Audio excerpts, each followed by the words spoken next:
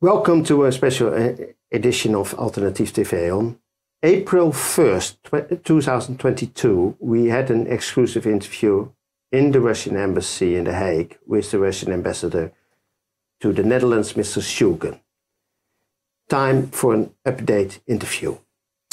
No misunderstanding of my position. As a citizen and journalist, I was opposed of the Russian invasion in Ukraine, as I always opposed the Western military interventions in the last decades as well.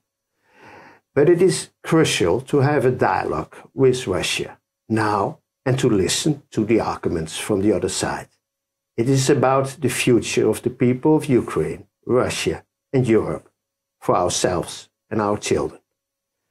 Will we continue this war with hundreds of thousands of deaths, and after that another harsh and suspicious Cold War? Or will we build a Europe of dialogue and trust? This is Alternatief TV. We ask where the mainstream media is silent. I'm Gietelink, and my guest today is the Russian ambassador, Alexander Shulgin. Welcome, Mr. Shulgin. First of all, very welcome in the studio. We had 1.5 years ago the first interview. There is, as we all know, a dramatic war, military operation, as you call it, going on in Ukraine with many victims and many destructions. And I want you to clarify the Russian position in this conflict and, of course, the possibilities for a solution. The first question I have is a bit the position of the embassy. Let's at home. What is the situation of yourself and the embassy on this moment? Thank you very much for inviting me. I'm very happy to be on your show, and I will gladly try to answer all your questions. So you're asking me about our position. Do you mean the position in terms of security, or you would like rather hear my assessment of the current state of the bilateral relations between? No, I believe, I heard that a lot of the diplomats are away, so that you're only with a very small team now, and that there is a kind of threat as well. Is that right? Well, actually, I will say this. In terms of security, however, I will start with it because we had some deplorable problems in the past. In terms of security, we do not have to complain. No violence whatsoever, no disturbance, some occasional, manifestations, but we are well protected by the diplomatic police of the Netherlands. It's okay. You asked me about the reduced staff of the embassy. This is actually the case. We have 5 diplomats. And you had how many? 5 diplomats altogether, let alone a small group of diplomats that are working within the framework of the international organization, which is the OPCW, Chemical Watch Organization. So it's not an easy task, but there are many. Your staff was before much bigger, right? How much was the staff? How big was the staff before? Well, we lost at least 17 or 15 diplomats last year at the request of the Dutch authorities. They blamed them for the activities not compatible with their diplomatic status. It's their conscience because we are strongly denied their working contrary to the Vienna Vienna Diplomatic Convention. And more recently, earlier this year, there was yet another request of the Dutch authorities to reduce further the number of Russian diplomatic staff to 4 persons at that time. But there was also demand to close down the Russian trade mission in Amsterdam. Right. Well, so we are operating now in this reduced format. So actually the Dutch authority forced you to close the trade mission here on the museum plan in Amsterdam. This is the case. Right. This is the case. The next question is about Russophobia. Is there a rising Russophobia in the Netherlands? What do you think?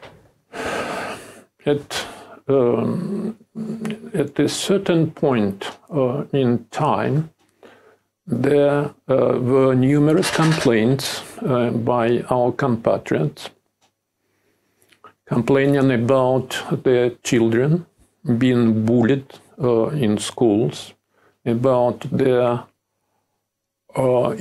employers laying them off, about landlords refusing to extend the rent agreement, the lease. Well, it was a rather sad picture. Not surprisingly, that the Dutch authorities felt obligated to somehow call on people to show more restraint, to be more tolerable. This was the overall situation. And broadly speaking, in many Western countries, Netherlands, including Netherlands, we can observe the attempts to just cancel whatever is linked, connected to the Russian culture, to the Russian language. I can cite some examples. A very famous, renowned orchestra conductor, director Valery Georgiev, Right. whose name is linked to the eponymous musical festival in Rotterdam that had been unfolding since 1996. Right. Mr. Georgiev is not welcome in the Netherlands anymore. Right. Right. Another example, Hermitage on Amstel, cultural center, engaged in the past in very close and fruitful cooperation with Hermitage in St. Petersburg. The decision has been taken to sever all ties with St. Petersburg Hermitage. Yeah. And the Hermitage Amsterdam is and disconnected to the Hermitage in Petersburg. And they went even to the trouble to rename the cultural center. Right. It's not more about Hermitage, it's called otherwise, but this is very indicative of the degree of rejection of all which is connected to the Russian culture. So we are speaking about this attempt to cancel Russian culture, Russian spirit, whatever can be linked to the Russian Federation. That's as well my other question. Is it not linked as well to the way the media is presenting the conflict, and the media is presenting especially Russia? How do you view the Dutch media the last 1.5 years? Very skewed, very biased, non-objective coverage of what is happening in Russia, and especially what is about our special military operation. The impression is that the Russian point of view is totally dismissed. Right. The only things the local press is writing about are the things to fit the Kiev's narrative. Even neutral things are twisted so that Kiev authorities will be pleased with the coverage of the situation. Mm-hmm. I will not be absolutely basis saying that the Russian point of view is dismissed, is ignored. Quite a few examples. I will try. We tried to explain the Russian position regarding the Green Deal in the Black Sea. Mm-hmm. Some Dutch outlets, maybe 5 or 6, were given my article about the situation entitled "Who is responsible for the collapse of the Green Deal?" None whatsoever dared even so much as to respond. No response at all. Another example. You wrote an article about the Green Deal. You offered this to a series of Dutch papers, and they don't even respond. Total silence, total rejection. Yeah. I like to take with you short the causes of the war. I mean, in this channel, I can say our audience saw a lot of people talking about and having critic on the. But I like to hear it as well from you with some short questions. Let's take the causes of the Ukraine war, military operation, as you call it. NATO from 1999 to 2023, 15 European nations joined NATO. Was this experienced as a threat? I mean, is this, and why is that so poorly communicated to the Western people? Speaking of NATO, at the time of Mikhail Gorbachev, we were given,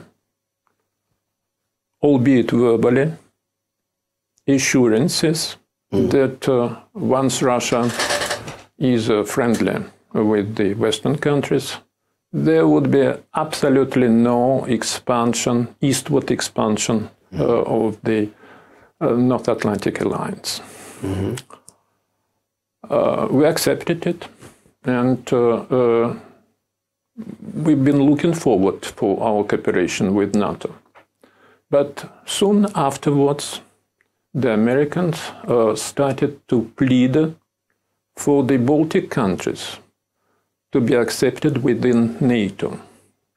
The reasoning was, Baltic countries, they are very anxious. They had too bad an experience of being with Russia, then with the Soviet Union.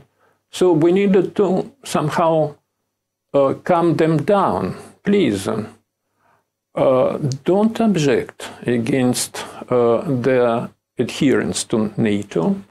You will see, once under the umbrella of NATO, they will certainly come down. They will be actually your best friends. You will be absolutely not worried at all. And after some reflection, we finally relented. The Baltic countries became NATO member states. In 2004, yes. Yes, but nothing of what has been promised to us happened. Baltic countries actually became the most ferocious adversaries of our country. They constitute actually the hardcore of the anti-Russian fraction within the NATO countries. We tried still somehow to strengthen the European security. At some point in time, we were still optimistic about reaching some kind of agreement with NATO. And as soon as in 2010, we came forward with the idea of signing European Treaty on Security Issues. The idea was to make legally binding engagements undertaken by Western countries, our country also, within the OSCE about the principle of indivisible and equal security, about the obligation, engagement for organizations not to striving for a dominant position in the OSCE area. Right. It did not pay out. They simply rejected this, saying that the only organization to take some kind of legally binding decisions is the North Atlantic Treaty Organization. Right. Still, we tried yet again by the end of 2021. We made two proposals, one to the United States and another one to NATO organization, about guarantees, about security issues. And underlying these proposals were 3 or 4 key elements. The first element is the understanding that there would be no further eastward expansion of NATO. Second element, the necessity for NATO countries to return to the configuration as at the moment of the signature of the Russia-NATO Finding Act back in 1997. And the third very important element, non-deployment of striking systems, middle range or lesser range missiles within the distance likely to reach the territory of other countries. And all these proposals had been absolutely turned down with arrogance. And we've been told, you don't have to worry, NATO is peace-loving country, a peace-loving organization, absolutely peaceful, you don't have to be worried. So it's a very hypocritical stance. Is it so that OSCE, the European Security Organization, in fact failed? Do you feel that like this? That we as a common European peace organization, I mean, this is what Gorbachev wanted as well. It's actually very deplorable since the clear commitments undertaken within the OSCE. I'm referring specifically to Istanbul political declaration back in 1998, but also Astana Declaration. About indivisible security, about the need for all the countries to avoid creating problems for the neighbors. No country should enhance its security at the expense of other countries. This was a clear commitment. All we needed was to give legally binding form to these commitments, but they did not want this, saying that NATO is all about peace. And what about your feeling, NATO, the OSCE failed, and NATO, I mean, was arrogant and didn't listen to your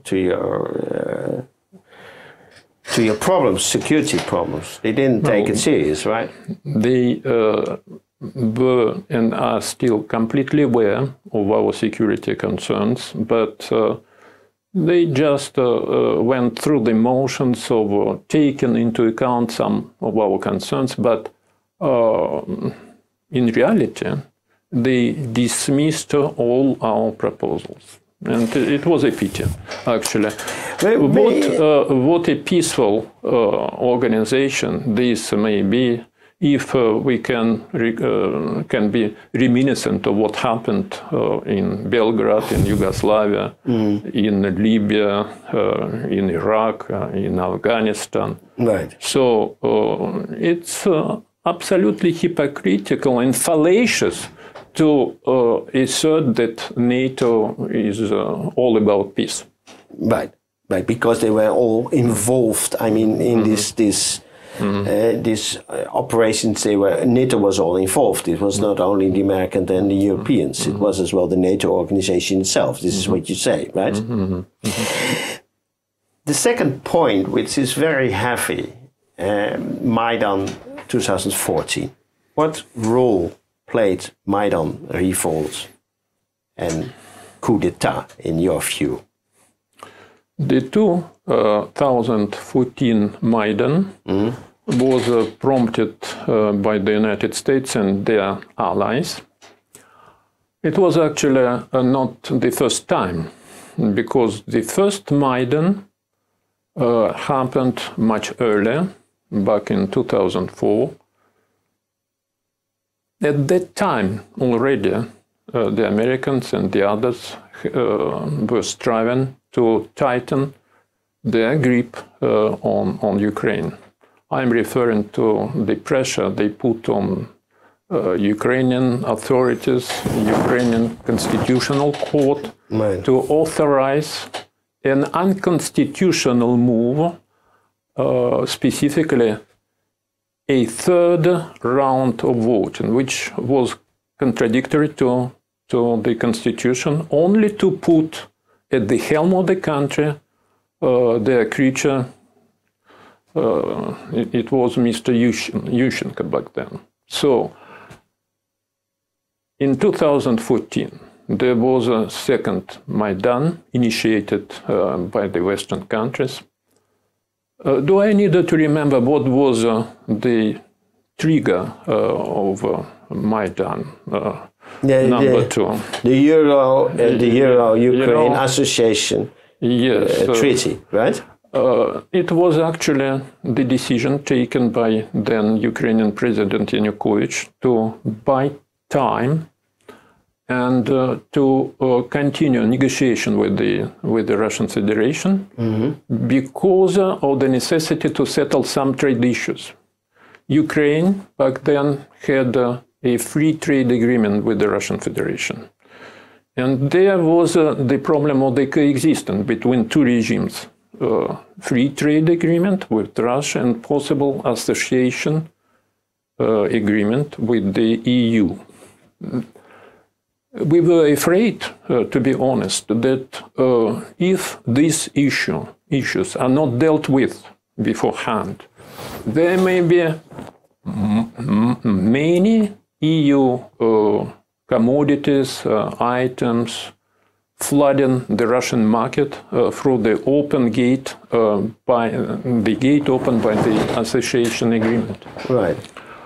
So we decided to negotiate furthermore and to resolve all the issues, but this was not the point of the Americans. They thought better than that, and they instead encouraged the opposition to be very, very aggressive. I still have engraved in memory the image of Miss Victoria Nuland. Back then, she was a senior figure of Obama administration. I still see her on the Maidan, broadly smiling, distributing all kinds of cookies, encouraging the protesters to be more aggressive, to be more overwhelming.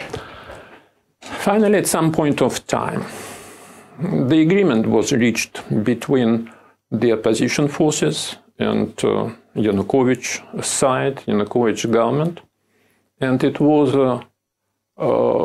cautioned, guaranteed by three countries: France, Poland, and Germany.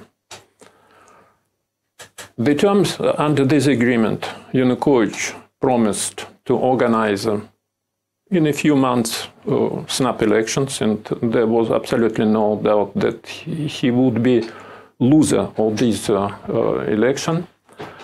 So what you say is that he would have a good chance to win the elections and be the president again? To be realistic, he had absolutely no chances of winning these elections. Nevertheless, the next morning, following this agreement, it was just announced Yanukovych fled the country, therefore this will be the government of winners. Well, what is important then? That's an overthrow, that's a coup d'etat. Then the Donbass, according to Russia, Donetsk, Luhansk, Crimea, had referenda and separated. But let me just continue this narrative about what happened as the outcome of this Maidan. Right. I remember we asked the guarantors, the French, the Polish people, what about your guarantees about this agreement? And then French minister Laurent Fabius, she just shrugged, saying, you know, c'est la vie, such is a life. Because Yanukovych fled the country. But let me remind you that practically at the same time, there were mirror situation, the very similar situation in Yemen. The Yemeni president was ousted of the country, he fled the country, but still he was, in the eyes of Western countries, the Americans, the legitimate leader, and they kept insisting on the necessity to reinstate this Yemeni president. Of course. Now you're asking me about Donbass. We came to speak about this government of winners, radical opposition that came to the power as a result of this anti-constitutional plot. Their first steps were about banning the use of Russian language. They let be known their intention to get the Russians expelled from Crimea under the pretext that Russians are unable to honor the real heroes of Ukraine, such as Bandera, Shukhnevich. Bandera is from the West, he's even a Nazi. These are Nazi fascist auxiliaries. And under this pretext, they said, we will get all the Russians to be expelled from Crimea. Right. And we will not tolerate the Russian language, the Russian culture in eastern Ukraine, known for spiritual proximity. Let me remind you about Mr. Zelensky. He was elected back in 2019, self-proclaimed peace champion, promising that he would do his best to reach an agreement to resolve the issue, to implement the Minsk agreement.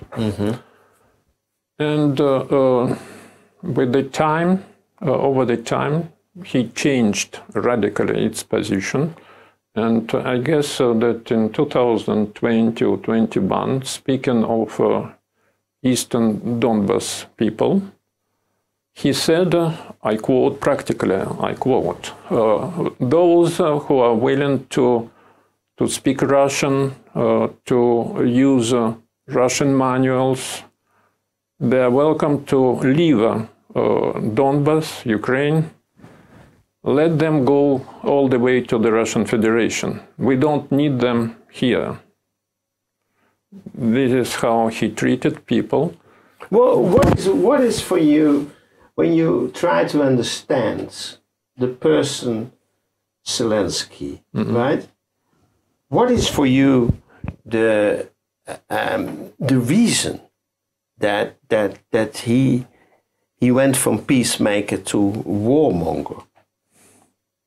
I mean, he chose in a certain way not to come to Russia and to make a kind of peace before the Russian invasion, right? You know, my guess, Zelensky is not the one person which is being portrayed. He is not the same person. Actually, he is a very different person. When I happen to be talking with people here in the Netherlands, sometimes I was asked, how dare you doubt about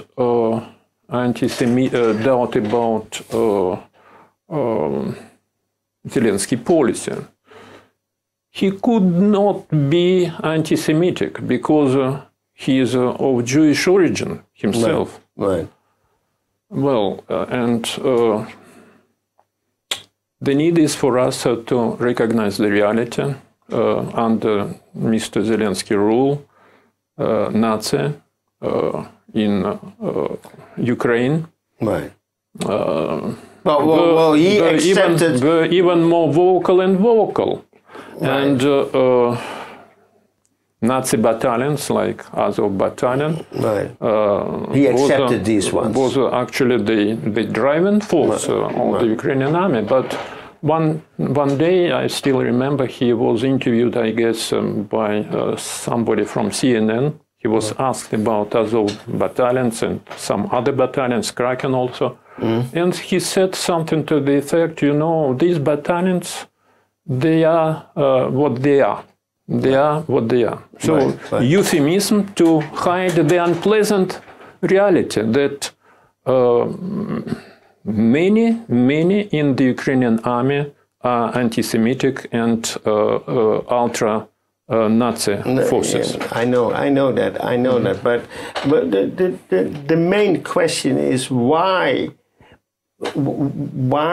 collapsed Mr. Zelensky from a friend of Russia to more and more choose for the Western Party, even before the Russian Federation. He presented himself as a peacemaker, but he was no peacemaker, right?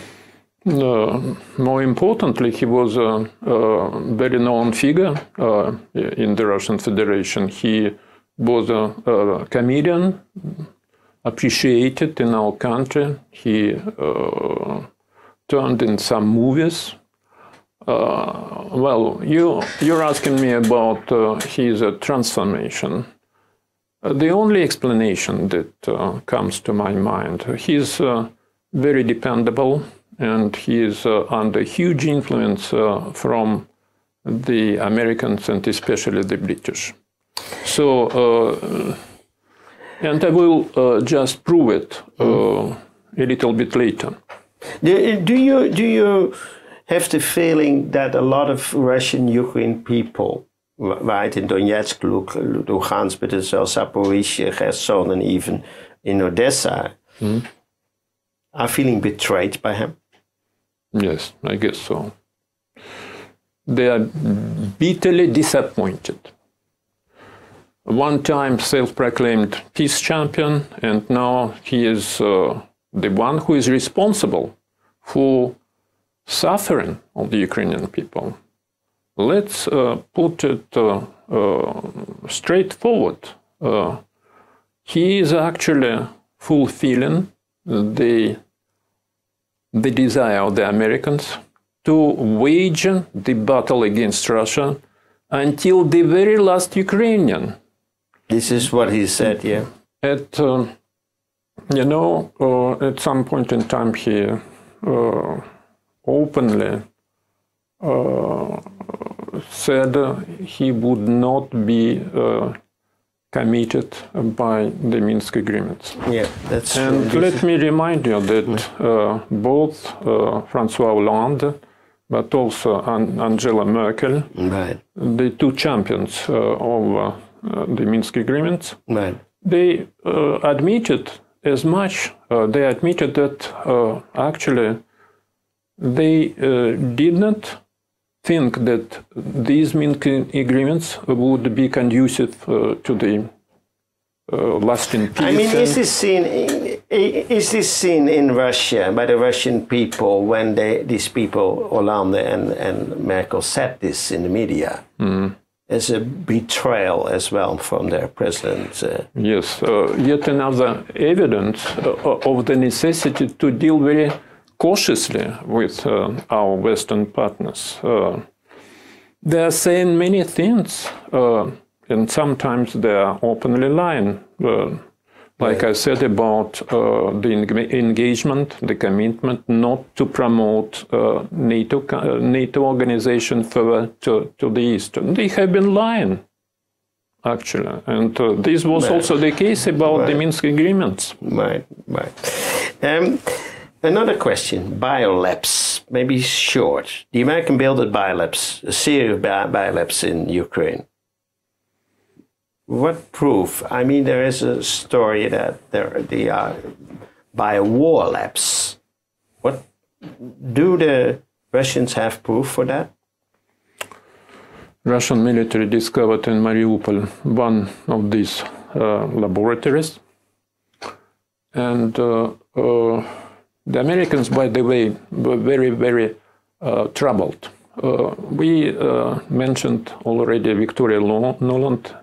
She is still operational, and one day she attended hearings in the United Nations, in the US Congress. And she acknowledged the need for the Americans to do their best to avoid the material and the outcome of the research being taken away by the Russian military. So it was the proof that the Americans were really afraid that the Russians would know about the illegal activities. Bio-war activities, illegal bio-war activities. Illegal bio-laboratories. At least 30 laboratories like this were disseminated all over Ukraine. 30? 30, about 30, not only in Mariupol, but in other places also. Right. And we know for sure that at the request, at the orders of the Pentagon, they had been researching, they have been trying to study new pathogens. The research was about finding ways to use migratory birds to carry pathogens, very dangerous pathogens, like anthrax, maybe plague, viruses, to the territory of the Russian Federation. By the way, neither Ukraine nor the United States submitted necessary information about the kind of research they have been doing in these laboratories. And this made people even more suspicious about how committed the Americans really were to the biological convention.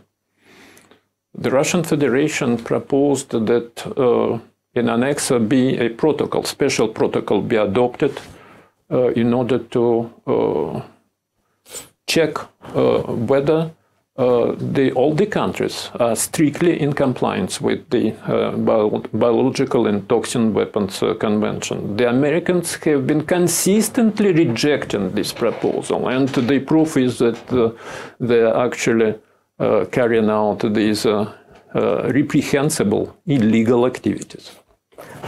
Another question. short question. The Nord Stream. Is it blown up by the Americans?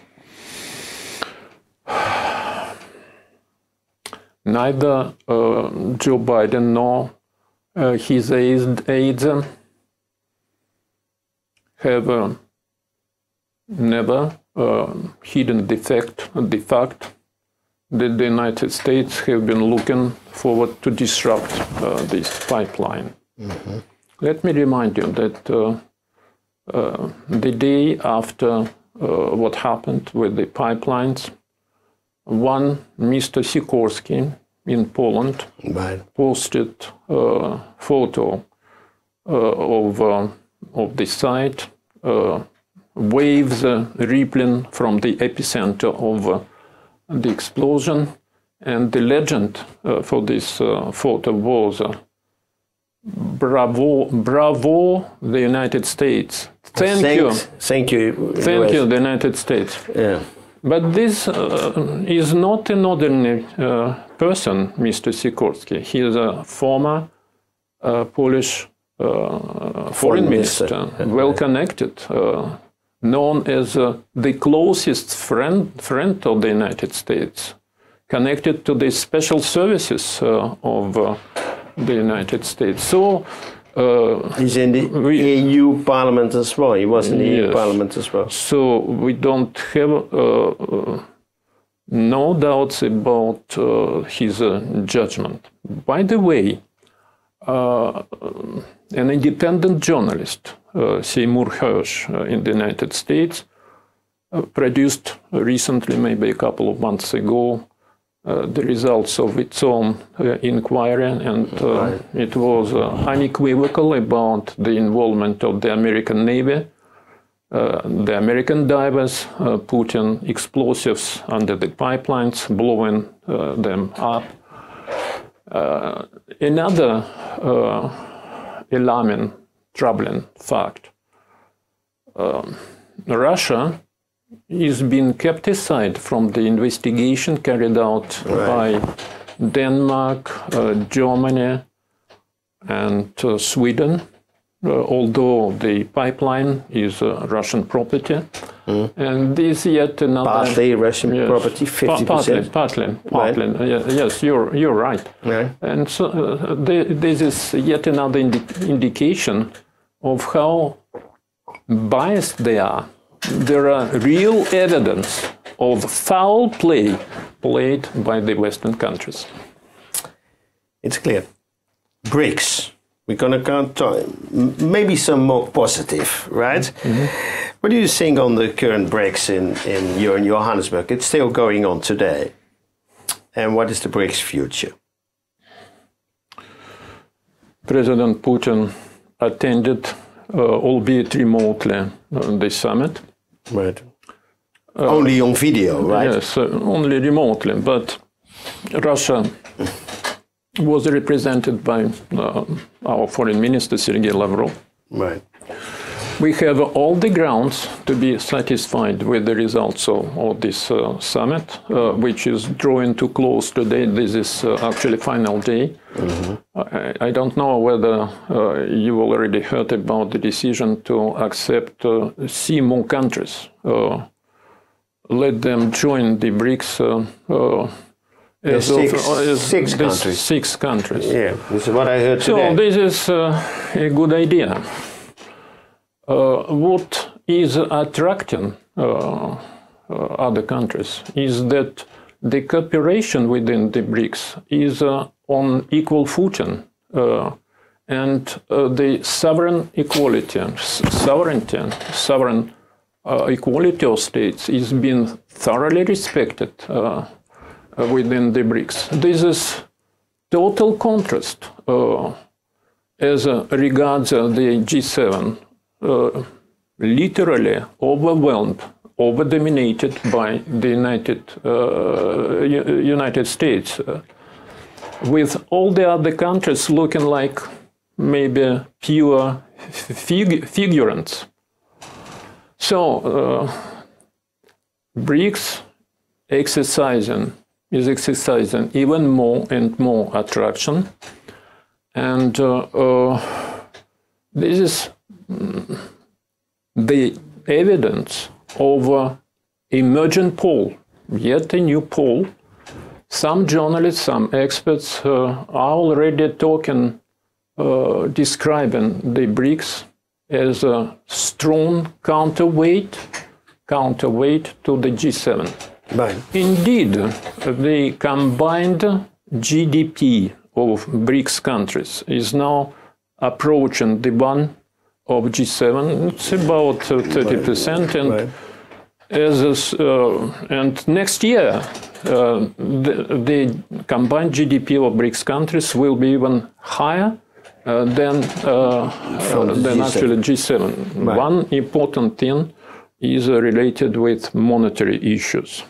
You know, BRICS countries have been striving to get rid of dollar in their mutual transactions. Right. And as of today, at least 30 or maybe 40% of trade deals within the BRICS are labeled in other currencies than dollar.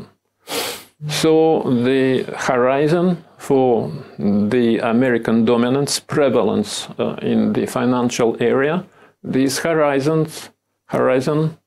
looks very grim for the United States. Right, right. Mm-hmm. In fact, you say, and in what currency will they trade then? I mean, in the national currency like rubles and yuan and renminbi, rupee, Brazil currency. So there will be this tendency to replace the dollar with national currencies. Right. What did I mean, Mr. Putin once in 2006, as you know, started the initiative of the BRICS. Mm-hmm. He couldn't be there, only online. Mm-hmm. We all know the reason for that, because he was on the list of the International Court. Mm-hmm. How do the people in Russia feel that their own president can't be there? Well, if you're asking me about this International Tribunal Court decision to issue an arrest warrant against Russian president, we are just furious about this. This is actually something out of normal. We strongly reject this attitude of the International Court, and this is yet another proof of the total dependency of the International Tribunal towards Western countries. But the peak of hypocrisy is the American position. Right. Maybe a couple of years ago, the Americans were worried about the International Court right. trying to investigate the activities of American military in Afghanistan. You remember what happened? Right. They made a war. They made a law. Yes. And this law is the Hague Invasion Act. And poor Ms. Bensouda, then prosecutor of the International Court, was personally threatened with imprisonment, with all kinds of retaliation. Right. And now, miraculously, the Americans retrieved the so-called value of the International Tribunal Court. It's all about hypocrisy. It's all politically motivated. Right.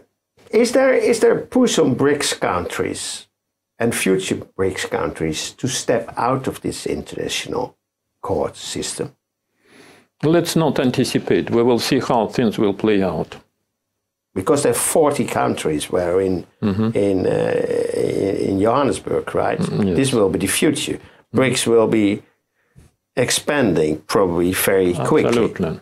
And I already explained what is the true reason of the strong attraction exercised by the BRICS on the countries from Africa, Latin America, and other continents. Are you confident that we're going from this unipolar to multipolar world? Yes, this is actually the trend. The United States and the others, the countries called also Golden Billion, they are trying what could be described as rearguard combat. But they are doomed, and the historical trend will finally prevail with the emergence of new, strong poles of power, economic, but also political power. Okay, back to the war, right? Mm-hmm. There are a lot of casualties. How many civilians, Ukraine, military and Russian, are there, do you think, or what is the official Russian claim in this? When you look to the numbers now. Let me just refresh your memory by saying that at least 14,000 civilians died as a result of constant shellings by the Ukrainians of Donbas region for long 8 years. Mm-hmm. It has been a nightmare for the people of Donbas. We are well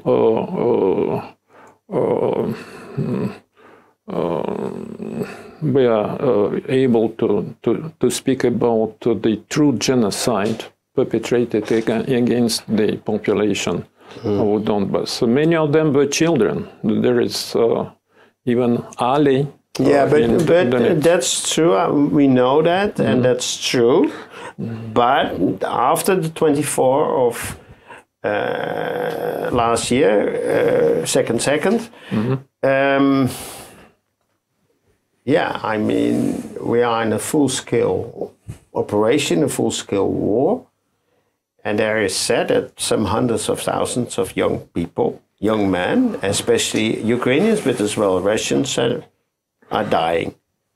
Both sides, Ukrainians but also Russians, do not disclose the number of their casualties. So you don't understand this is wartime. No. But some journalists make wild guesses. There are some estimates, and you hinted at these estimates, but they cannot be independently verified. You know. No.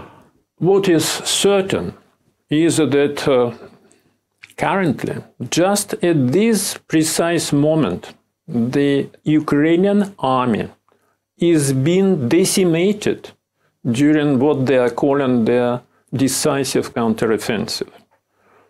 If I may cite this example about the ratio of real combat losses, the ratio is about over 1 to 7, 1 to 10, meaning one Russian soldier killed for 7 or 10 Ukrainian soldiers killed. It's and the reason for that is that they are in the offensive and the Russians are yes, defending their position. They're trying to use the advice by the American military to force through Russian defense lines all the way to the coast of Azov Sea. Right. The whole idea is to sever, to cut off supply lines and to cut the land bridge between Crimea and the rest of the Russian Federation. They are paying a huge price, you know. I already pay a tremendous price, and yes. They don't even own the first line of defense, the first Russian line of defense. You know, this is what is said. This is actually a horrible situation for the Ukrainians. They were, I guess so, they were criticized by the Americans and the British for the losses of heavy material, tanks, armored vehicles, and so they're trying to spare. Who is paying, Mr. Shulgin, who is paying for all these billions and billions? Are these loans, or are these are these buys? I mean, who's paying for the billions of weapons which are going to Ukraine? Well, it's very well known. The Biden administration has been requesting new packages of aid. I guess that they are about to request another package of $1.5 billion. Heavy vehicles, armed vehicles. They are playing the leading role. They authorized even the delivery of American. But because there is the feeling that the Ukrainians have to pay back this kind of money with land. Is that true? This is just theoretical opinion. Yes, maybe they will have to pay in the future, but honestly, I don't see how they will deal with the repayment. They will simply not be able to repay all this. In other words, will be lost funds for the European Union, for the United States, and the time will come when public opinion will be acutely aware of this situation. Right. Both parties are paying a very high price, and maybe it's time to negotiation, right?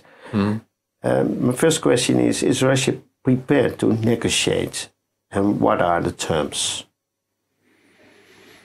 You know, we have never been shying away from the negotiations, from the talks. Right. And back in March 2022, we were about to conclude a deal with the Ukrainians about the neutral status of Ukraine, about all kinds of guarantees of security, both for Ukraine and the Russian Federation.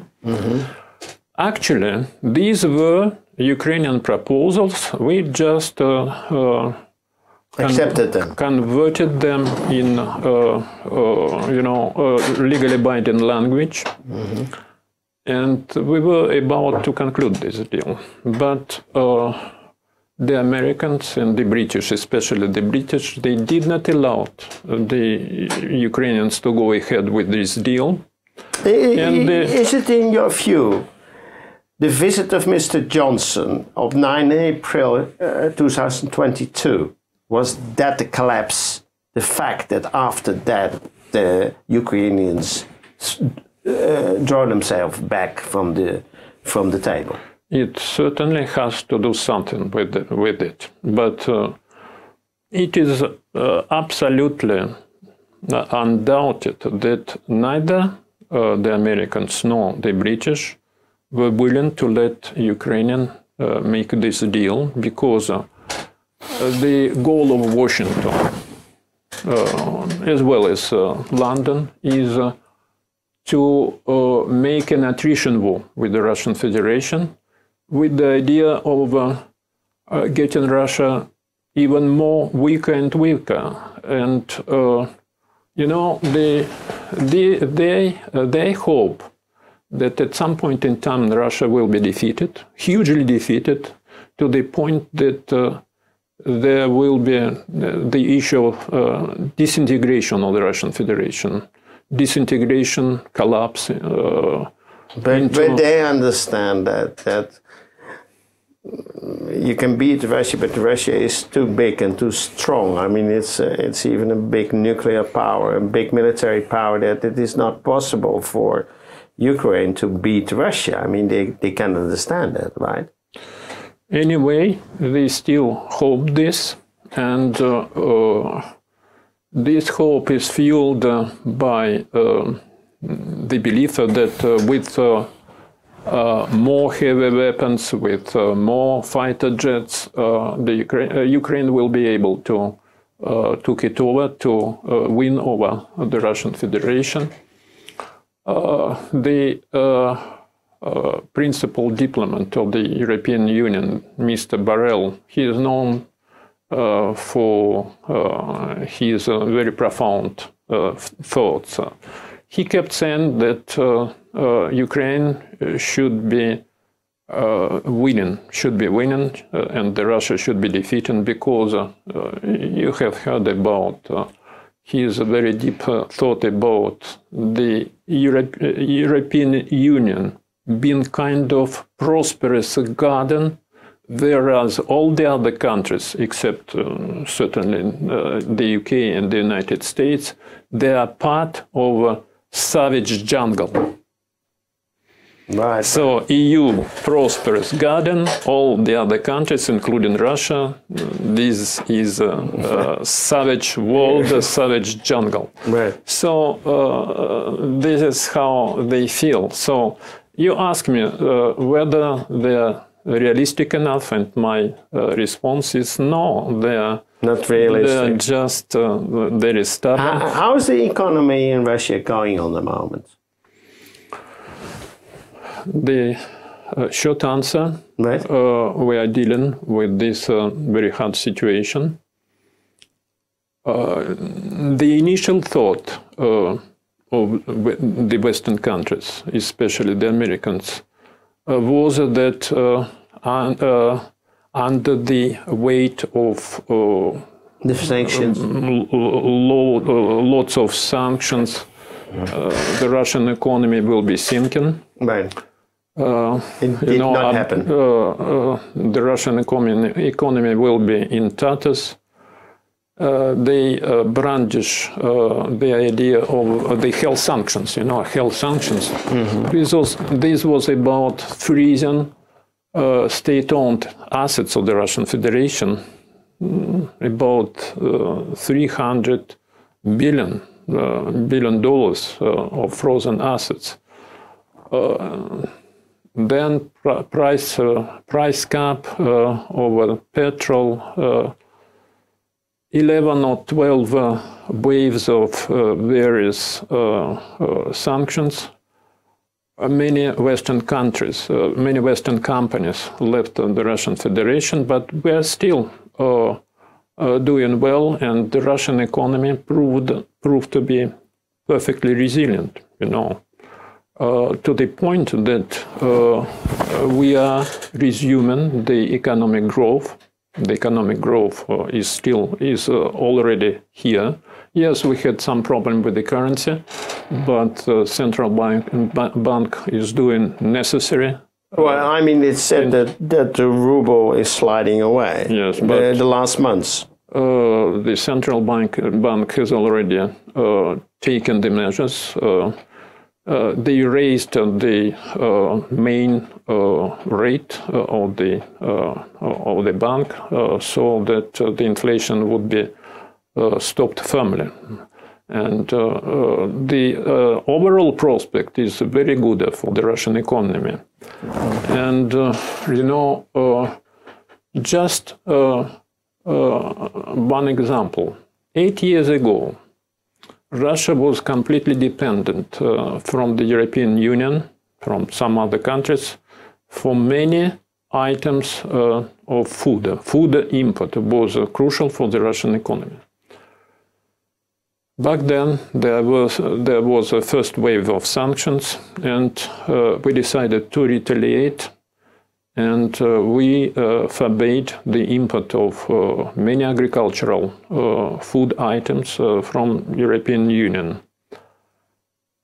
We instead chosen our own way of import substitution development. The result is that Russia is completely able to produce the necessary amount of food, and more to the point, we became a most important grain producer practically in Europe. Right. With very impressive figures, 150 million tons of cereals collected just last year. This year, the forecast is also very positive. Is there one of the problems when you talk about grain and the grain deal? I mean, one of the problems in the grain deal is that you try to export a lot of grain to Africa and other countries, poor countries, but you can't be paid because of the SWIFT, of the fact that the international paying system is in the hands of the Americans. This was about this Green Deal. The Green Deal was a twofold document. Right. One part is about shipping Ukrainian grain from the ports in the Black Sea, and another part was about lifting all the restrictions, impeding, preventing the Russian Federation from exporting its own food. And this second part has never been fulfilled. By the Americans? Yes, despite the promises of the United Nations Secretary General, it was still at the deadlock. That's why Russia preferred not to resume the Green Deal. Right. Let's go back to the solution and the problems. There's one thing I want to ask you. Of course, you want a neutral Ukraine. This is what is said in the preparation of the negotiations in the beginning of the last year. You said as well there was something like you are against the nationalists trend, against the fascist trends. You want to denazify. I can understand, but I never understood how you want to do that. I mean, what do you want to ask to Ukraine? What should Ukraine do then? When you say we want to denazify Ukraine? Very simple. There should be no Nazi elements in the armed forces, in the government, otherwise. It's very clear. No more Nazi pension of the Ukrainian authorities. Right. Ukraine should in no way pose a threat to the neighboring Russian Federation. No threat at all. And neutral status for Ukraine. Now we hear about the so-called peace formula put forward by Zelensky. Let me tell you straightforward, it's totally unacceptable for the Russian Federation, because this peace formula looks like a set of unacceptable ultimatums to the Russian Federation. Like what? Like the necessity to return to the boundaries, internationally recognized boundaries of 1991. How does it square with the intention of the Ukrainian authority? It was said by many figures from the government. They have been threatening Russians living in Crimea to be very severely punished. There will be cleansing, ethnic cleansing, and lot of punishment for the people who lived in Crimea. How does it square with their intention to recapture this? I mean, it will be very clear that in the view of Russia, and as well in the view that Crimea, Donetsk and Luhansk have to be in future or in present part of Russia and not of Ukraine, right? So we should recognize that we should redraw the international border. We say that the Ukrainians must take into account the realities on the ground, the current realities on the ground. Right. So there are Donbass region, Zaporozhye region, and Kherson regions. They are now part of the Russian Federation, and under the constitution of the Russian Federation, they will be defended, they will be protected. Right. So they needed to take this into account. As to the rest of the Ukrainian territory, Kiev and other regions, it will depend on whether or not the current Ukrainian leadership is willing to take into account the interest of all Ukrainians and not to sacrifice their interests for the sake of the falsely understood solidarity with the United States and the UK. Right. The basis of your claim for Crimea, Donetsk, Luhansk, and even parts of Zaporizhia and Kherson is in fact the referenda in 2014 and 2022, right? As you know, the West refused to accept the results. There was an American billionaire, you know him, Elon Musk. He said, okay, I think a referenda has to be the final decision under the UN control. Should Russia be prepared to redo the referenda in these 4 provinces and make it to a final result, so that the people themselves who live in these areas can decide on what side they want to, if they want to be part of the Russian Federation or they want to be part of Ukraine? Let me say that the 2014 referendum was impeccable from the legal point of view. Some Western countries kept saying this was not true because it was organized at the point of the barrel by the Russian military. This is not true because the Russian military did not interfere into this process. No. Soldiers were there only to keep safe. In 2014, to keep safe the electoral polls, poll stations. And the result, the outcome of this referendum was absolutely telling, leaving absolutely no doubt, with 94% of Crimean residents speaking in favor of joining the Russian Federation. Right. Let me remind you what is... I mean, yeah, that's Crimea, but as well the same in Donetsk and Luhansk. The same, absolutely the same. Right. Back in April 2014, Sergei Lavrov, Russian foreign minister, met with his American counterpart, Mr. Kelly.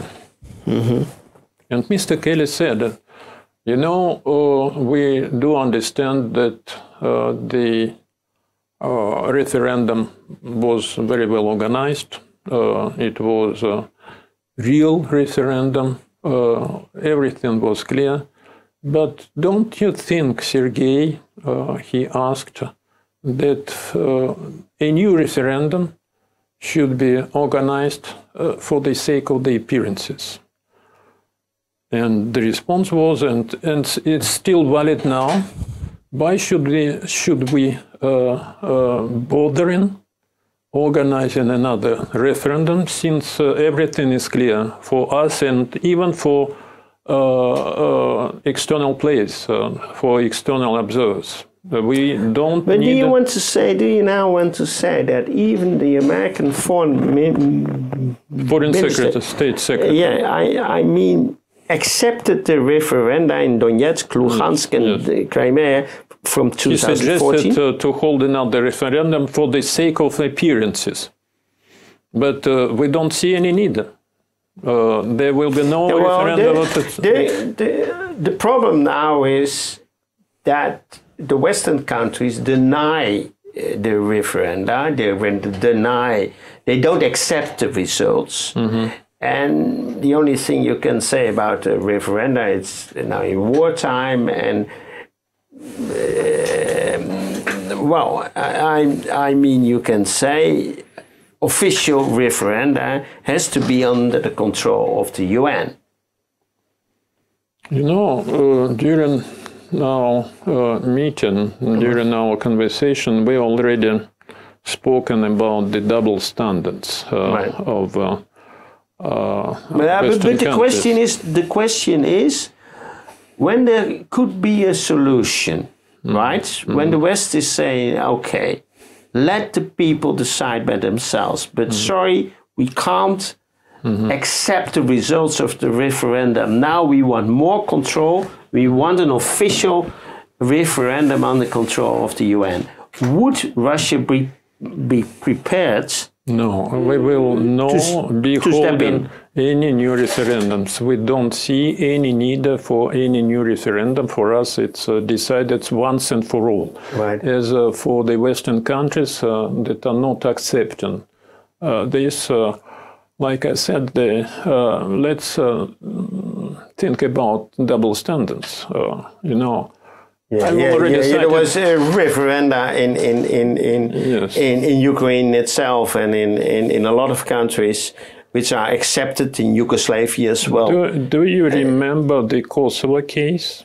Yeah, there was a referendum not under control of UN as well. There was no referendum at all. No referendum at all. Right. And there was the ruling by the International Court, the United Nations International Court, saying that under some conditions there may be independence for the part of the country, even without the approval of central government, provided that central government is not taking sufficient care over preserving the interest of this part of the population. So it was the case of Kosovo. Western countries applauded strongly to this decision. And here is the case of Crimea. They are not accepting. What striking example of double standards and hypocritical attitude. Of course, of course, of course. But you are sure, the Russians are sure, that these areas which we call are now under Russian control, yes, in fact feel themselves liberated and not occupied. They are new Russian territories, and they are under the protection of the Russian Constitution, and they will be defended. But does the people who live in these areas feel themselves liberated or occupied? What do you think? My impression, they are happy to be with the Russian Federation. In general, they are happy. 90%. Yes, be it Mariupol or other reasons, they are happy to be with Russia, free from the corrupt regime of Kiev authorities. And a poor, collapsing regime as well. Yes, yes. So in this sense, you say the people of what you call the new territories feel themselves liberated by the Russians and happy to be in the Russian Federation. Let's put it like way, they link their future to the one of the Russian Federation. Our fates are united. Our fate is indivisible with their own fate. And this is the unity of destiny. And does this mean as well that the Russian Federation is prepared to invest and help these poor areas, which absolutely. And do you invest as well in new houses and new infrastructure, yes, etc.? I have even some figures. We've already started rebuilding these territories. As many as 9,000 buildings, all kind of facilities have already been reconstructed. Among them, if I'm not mistaken, 4,000 energy and infrastructural unities. And this is also the case for Crimea. Crimea has been abandoned by Kiev authorities. They did not really invest in the economy of Crimea. And now it's quite a prosperous region with people committed to the future with the Russian Federation. Good. When will be there peace? What can you give a kind of hope for the future? You know,